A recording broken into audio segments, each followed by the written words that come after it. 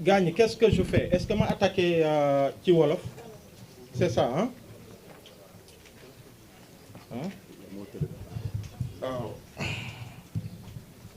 Ok, merci. Merci beaucoup, maître Abdoulaye Tine. ñu ngi lay jaajëfal bu baax a baax ci taxawaay bu am solo bi.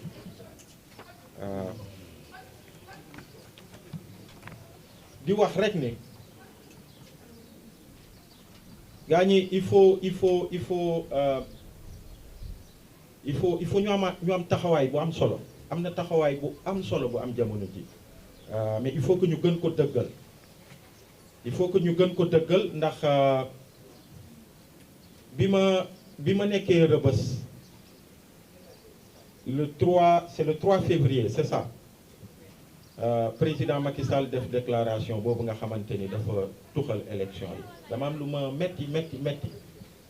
mais sentiment bi ma gën a animé woon mooy sentiment wu rousse c'est-à-dire honte sentiment wu honte pour le Sénégal ak démocratie ak taaram ak ni ñuy bàkkoo fépp ci àdduna ñu mel ni ñun ñuy ay militants nekk ci espace bi di xeex fépp ci Sénégal ak fépp ci àdduna dañuy woo ñuy bàkkoo Sénégal di bàkkoo démocratie yëpp fépp en Afrique on a contribué à faire émerger ay mouvements citoyens yi nga xamante ni ñu ngi xeex ci démocratie di xeex ci droits de l'homme ak yeneen yi ni mel ñun ñooñu ñu naw Sénégal moo tax ñu ñuy invité ci seeni réew pour jël exemple ci Sénégal bi nga xamante ni dañ jàpp ni démocratie la et ce qui est le moins connu d'ailleurs dañuy dem en Europe Sciences Po à Paris que ce soit man Malal ñoom Thiat on a animé plein de conférences foofu avec des jeunes français sur des questions de démocratie di wax Sénégal di bakk taaram di dem dans des collèges et des lycées en France di def animer ay conférences avec des jeunes français di leen wax ci Sénégal ak démocratie wu Sénégal waaye di demit partout dans le monde di dem Columbia University di dem un peu partout aux États-Unis ñoom Sophia pendant des semaines elle a donné des cours à Idaho University mook Thiat auprès des jeunes américains ci mbirum démocratie di wax mbiru Sénégal donc loolu yëpp loolu ñun suñu kaala mais bëri na ay sénégalais yi nga xamante ne ku nekk ci fànnam muy ay journalistes yu lëkkaloog yeneen journalistes muy juste des citoyens qui vont et qui viennent fépp ci àdduna dañ daan bàkkoo Sénégal loolu la Macky Sall jug bëgg ko gàkkal et pire encore et la lecture que j'ai eue mooy Macky Sall dafa lëkkaloog ñi nga xamante ni ñoom ñoo doonoon instigateur u loi wu 23 juin pour indi beneen loi bi nga xamante ni c'est encore pire que celle qu'on a combattu le 23 juin Macky Sall sax ak soxnaam ñu ngi woon foofu buntu assemblée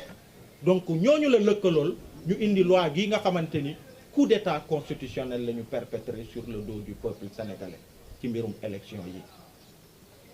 waaye it peuple sénégalais dafa taxaw moi de la prison j'ai vu la mobilisation des Sénégalais pour dire non pour que drapeau au Sénégal boobu nga xamante ni day flotter avec vraiment toute la fierté qu'il y a que ñu sauver ko journalistes yi di def seen liggéey dem ci terrain bi wane li am wane ñi nga xamante ni ñu ngi manifester pour barrer la route à ce projet funeste gis nañu lu leen ci dal ab sabu Seneweb gis nañu lu ko ci dal gis nañu ñeneen ak ñeneen sur des cas de torture et de violence sur les journalistes ak les Sénégalais globalement taxawaay boobu gis nañ ko gis nañu conseil constitutionnel aussi avis bi mu génnee pour ne Macky Sall lii amu leen droit bi seen projet de loi bi nga xamante ni voté ngeen ko assemblée nationale décret bi nga jël pour abroger décret bu convoqué woon corps électoral teguwul ci constitution mu teg ko nële mboxoñ ko sànni ko ci poubelle bi gis nañ ko gis nañu ni conseil constitutionnel joxe na injonction pour que président Macky Sall bi nga xamante ni mandaam le 2 avril lay jeex le 2 avril la war a dem que ñu organiser ay élections balaa boobu mu joxe le pouvoir de façon pacifique et que incha allah sénégalais yi ñu ibbi beneen page yu seen histoire seen taarix mais gis nañu malheureusement en réponse li xew gis nañu li xew et c'est pourquoi il faut saluer d'ailleurs initiative bi nga xamante ni jug na démb nekkuñu fa woon ñu ngi doon waajal conférence de presse bi mais gis nañu ni parce que bokkoon na ci man des aspects yoo xamante ni quand même daan naa ko regretter de loin mooy de voir toutes ces forces engagées mais dispersées. Vendredi passé xawma samedi passé ñu ne le matin F24 mu ngi Grand Yoff ñu ne après quelques heures après les familles de victimes ñu sont xawma terrain wu Xaar Yàlla. Au même moment ñu ne aar sunu élection mu ngi esplanade du mairie wu xawma fan. Cette dispersion là elle ne profitait qu'à Macky Sall. Et hier bi ma gisee ni am na benn front bi nga xamante ni F24 FC25 ak aar sunu élection ak toutes les synergies dañu booloo ñu doon benn man de jàpp naa ni loolu mooy yoon bi. Y'en a marre est partie intégrante de cette dynamique là du moment où ñu ngi ci F24 ñu ngi ci aar sunu élection et gis naa sax ni am na manifestation bi nga xamante ni front FIP boobu annoncé na ko pour le 2 prochain suba incha allah samedi 15h ci terrain wu Grand Yoff donc ñu ngi ciy woo ñëpp. leneen li nag mooy maître Tine wax na ko mooy loi d'amnistie bii du leneen lu dul Macky Sall dafa yëkkati loi d'amnistie pour amnistier boppam ak ñi mu àndal loolu rek la du leneen. amnistie bi Macky Sall daf ko yëkkati pour amnistier boppam ak ñi mu àndal ndax gis nañ li fi xew depuis 2021 c'est vrai ñu ngi wax ci moor yi bakkan yi nga xamante ni rot na ci manifestation yi on se rappelle encore jeune boobu nga xamante ni nee nañu tailleur la moom moo ñawal boppam drapeau du Sénégal mu drapé wu de ce drapeau là de façon pacifique yorul ngànnaay yorul dara di manifester pour sa démocratie que ñu xool ko dóor ko bal te coow jibut yi ci mujj mooy yi nga xamante ni am na ci manifestation yu mujj yi à l'université Gaston Berger de Saint-Louis ici à Dakar à Colobane et puis à Ziguinchor encore donc c'est près d'une centaine de morts de 2021 à maintenant tous des manifestants waxatuma nag mbirum ñi nga xamante ni ils sont handicapés à jamais am na ñi nga xamante ni ay woy laagole la ñu léegi seeni tànk prothèse la seeni loxo prothèse la ñenn ñi c'est des borgnes seeni bët dafa tuuru ñooñu à jamais loolu en fait ay mandarga la yi nga xamante ni dañ koy soxaale di ko dundaale à jamais ci seen giiru dund waxatuma nag kaw torture yi nga xamante ni traité convention internationale yi nga xamante ni Sénégal signé na ko yépp contre la torture dañ ko foulé aux pieds cas bi di gën a patent mooy suñu frère Pape Abdoulaye Touré c'est là Pape Abdoulaye moom la ñu xam sax mais man tey man bi ma nekkee en juin fin mai en garde à vue ba jëm ci cave tribunal mais c'est grave ce que j'ai vu ay jeunes yoo xamante ni seen i bopp dañ ko xar ñii seen i loxo dañ ko kii ñii ku ci nekk ñuy ñëw ci cave bi mënuñu sax taxaw ñu leen di téye noonu di leen pamte malgré cette situation bi ñu nekk ñu jël leen yóbbu leen ci kaso yi et c'est d'ailleurs l'une des choses parce que à l'époque bi ma procureur bàyyee ma génn parce que bi ma dégloo gis ni bon bi ma juge d'instruction bàyyee parce que dafa gis ni procureur charge yi ma teg mu xool niñ ma jàppee ak li am mu ne non man lii mënuma la ci tëj mu bàyyi ma ñibbi sama kër donc bi ma ñibbee j'ai pas pu dormir dama xëy le lendemain nekk ci dynamique yi nekk ci conférence de presse yi nekk ci plateau télé yi pour dénoncer ce banditisme d'État bi nga xamante ni chaîne bu graaw la en fait c'est des malfaiteurs gaañ c'est des malfaiteurs ça part du terrain ni ñuy jàppee nit ñi ay rafle des gens yoo xamante ni xamuñu lu géej gi di riir ñu jàpp la ne la wooye lan truc manifestant ok xool sa téléphone gis ci photo Ousmane Sonko ne la ok vas-y yow truc nan nga tudd Sané nga sant ah ok vous rebelles yi c'est ça qu'ils disent donc fa lay commencer on les amène on les torture on les amène d'abord où beneen maillon chaîne bi mooy sûreté urbaine de Dakar en fait ils ont mis en place là-bas benn mécanisme bu grave boo xamante ni c'est du banditisme judiciaire ça je le dis comme ça parce que figurez-vous man dañ ma jàpp man rek en tant que leader ñu ne woon dañuy dem en tant que leader en tant que plateforme F24 ñu dem seeti beneen leaderu plateforme F24 bi nga xam mooy Ousmane Sonko parce que dañ ko barricadé woon de façon illégale parce que teguwul ci yoon ñu dem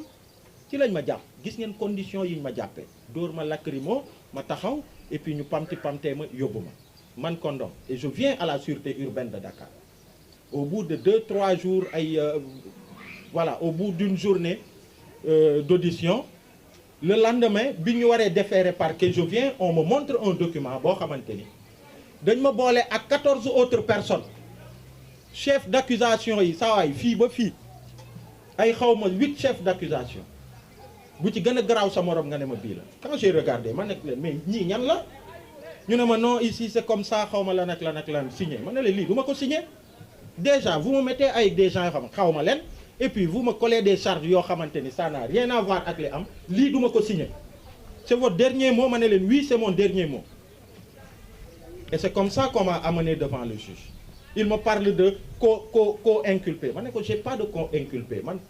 comme donc là donc c'est comme ça que ça s'est passé dañuy jàpp nit fii ñu rafle kenn ñu ñëw boole la ak des gens ñu indi ay cocktail molotov de tirer de je ne sais où ñu indi ko teg ko photo leen ne ñii ñoo doon def lii ak lii ak lii c'est ça qui s'est passé donc sûreté urbaine de Dakar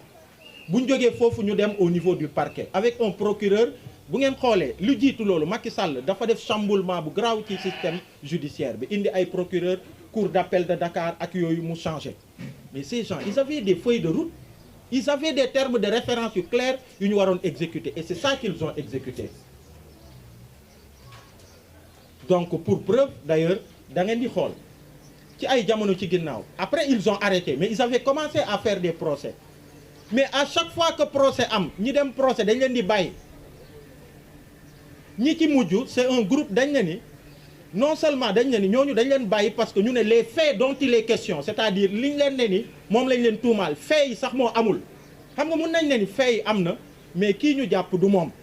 mais c'est-à-dire tribunal dafa ne ni faits yi ñu leen di toppee moo amul ñu bàyyi la ñu ñibbi seeni kër donc tey ay doomu jàmbur ci kaso bi parce qu'on parle des morts on parle des mutilés on parle des nu mu tuddati ñi nga xamante ni ñoom ñooy les torturés mais ceux qui sont victimes de détention arbitraire aussi gaañi c'est un drame wax nañ ko ci texte bi ils sont près d'un millier ñu tëj leen ci kaso yi ñu ci bëri ci ñoom ils traînent tey des séquelles yi nga xamante ni c'est physique am na ñi nga xamante ni bi ñuy dugg ay góor yàlla la ñu woon am seen doole Azoura Fall mais il est sorti de Rebeuss ak béquille te xaw na tane tuuti sax am na ñi nga xamante ni ils vont traîner des séquelles psychologiques man gis naa ay ndaw yi nga xamante ni ñu ngi naan free diw mais bis bu mu génnee ay mbokkam dinañu xam ni kii tàggatoo na ak sagom te defut dara et au nom d'une loi d'amnistie léegi ñu ne loolu yëpp dañ koy fàtte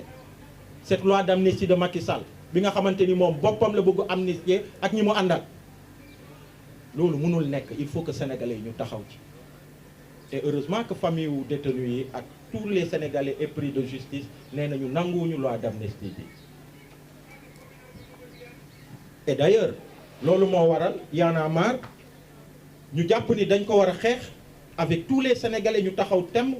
en même temps qu'on se bat pour que coup d'état constitutionnel bi Macky di perpétrer mu bañ a jàll que auprès des juridictions internationales à partir d'aujourd'hui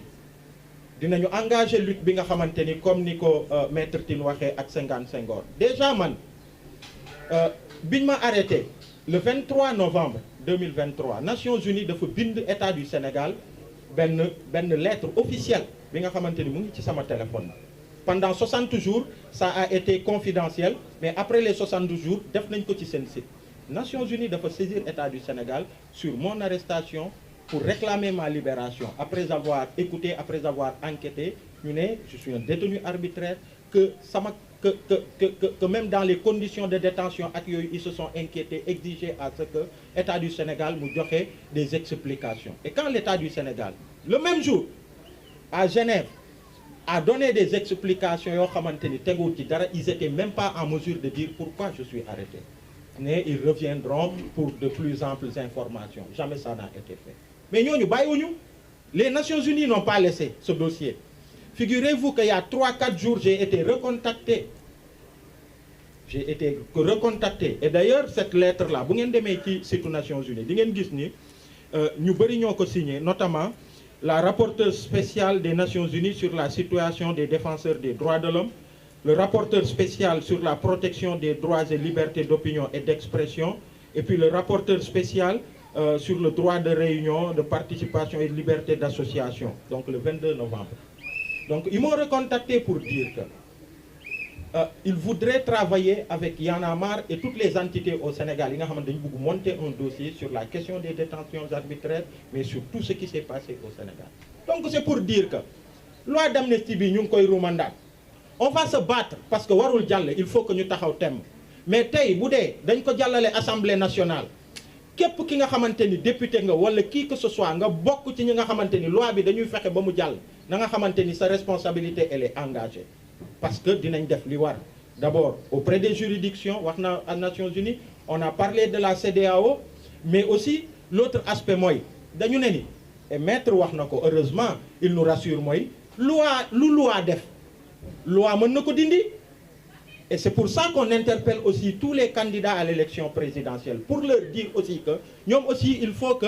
nous jouions leur part du combat, c'est-à-dire qu'ils prennent un engagement comme quoi de la même manière qu'on va se battre ici et à l'international, tey jii nii bu dee député yi lëkkalowaat nañu sax pour porter un autre coup fatal à la démocratie sénégalaise en votant cette loi que nous engageons à ce que képp kuñ ci fal bu ñëwee taxaw loi bi dañ koy abroger lu loxo def loxo koy dindi. Lu loi def loi mën na ko dindi. Donc ça c'est un message qui est adressé à tous les candidats yi nga xamanteni ñu ngi daagaan baatu askan wi pour que ñu jël cette responsabilité et que ñu jël engagement bobu face au peuple sénégalais. Donc lolu la bëggoon def comme résumé en wolof. Comme ça permettra d'éviter peut-être beaucoup de questions parce qu'on a perdu déjà beaucoup de temps avec le retard. Donc merci beaucoup. Peut-être Malal, si tu as quelque chose à dire.